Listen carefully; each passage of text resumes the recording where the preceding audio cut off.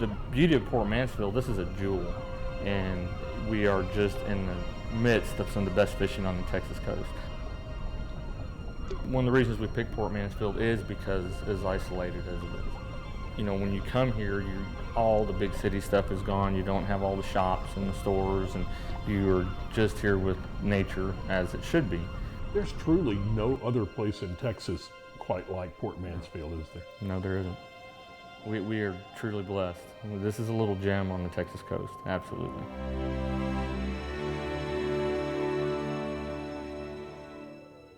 People in Port Mansfield say there's only one way in and one way out of their town.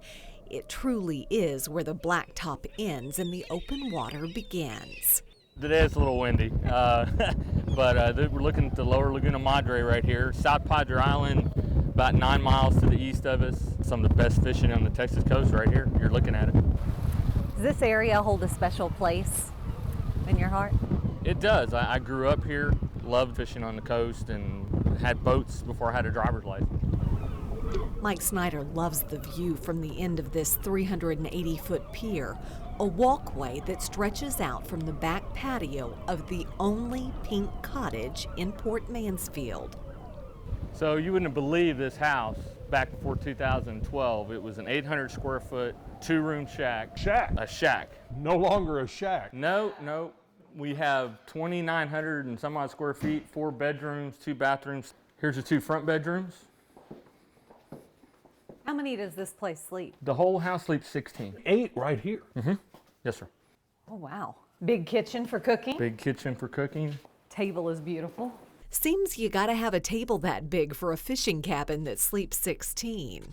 So what means more to me than this table is this picture and this fishing pole on the wall here. This is Paige. Paige was our niece. She was a fireball. She lit up the room. She was an awesome young lady. Back in 2009, late 2009, she was diagnosed with leukemia. As she was fighting her illness, she ended up being wheelchair bound. And we had a very difficult time finding a place to take her around the water. She loved to fish.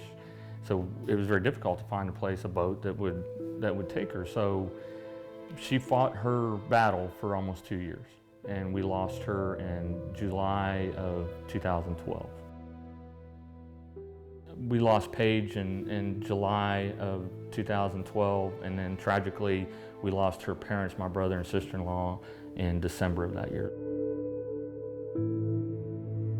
It was an unthinkable loss for Mike and his surviving brother Tom, but this abandoned cottage became just the thing to help heal their broken spirit.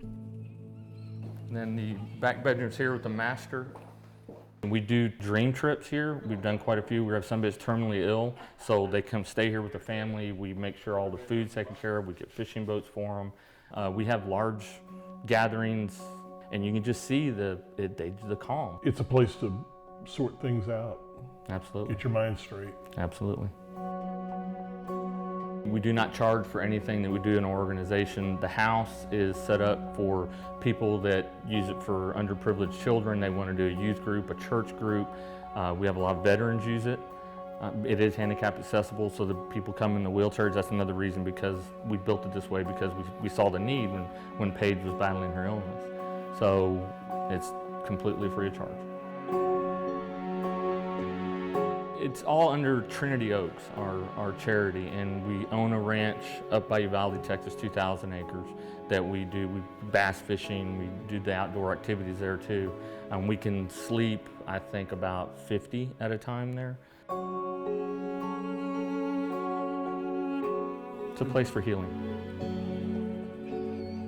Over the years, Mike has opened the doors to so many who need to heal, to cope, to share.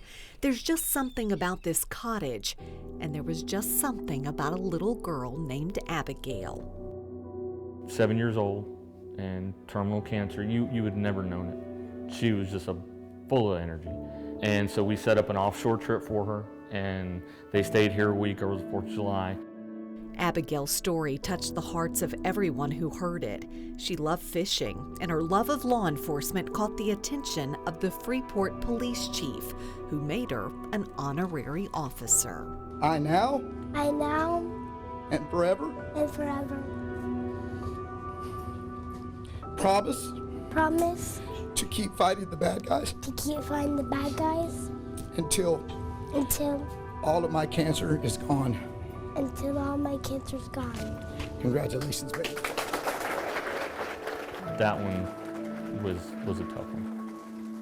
And that little girl was just full of life. And you'd never know she was sick. But she touched so many people. She touched lots of people. Yeah, lots of people.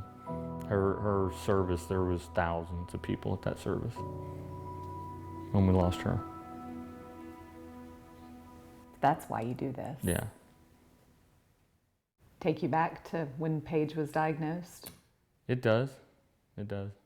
It looks to me like you've got bunk beds for 16 plus the master bedroom. Yes, sir. What is it about the outdoors? Don't know. It's just God's country. You know, you don't have the cell phones. You're not on your iPad. You're just enjoying what the Lord made. And, you know, all the fishing and just the bird watching, the whole 9 yards. Just sitting out on the back porch. Paige ever come here? She never made it. She saw the beginning of this project and knew it was going to be named after her. And that's why it's pink, because it's her favorite color.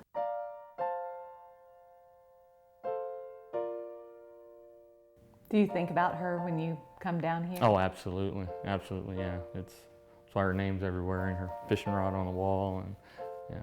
What do you think she would think of this? She would have loved it. She would have loved it. She, like I said, she loved the water. She loved being on the water. Hundreds and hundreds and hundreds of people that we've impacted over the years because of her. Down in Port Mansfield, we found a place where open water and open hearts help soothe the sick and grieving. Mike Snyder says when he found this place, it was no more than a shack. But now you could call it a mansion of memories and a house of healing for those who need it most. How long will you do this? Forever, as long as I can, as long as I'm able.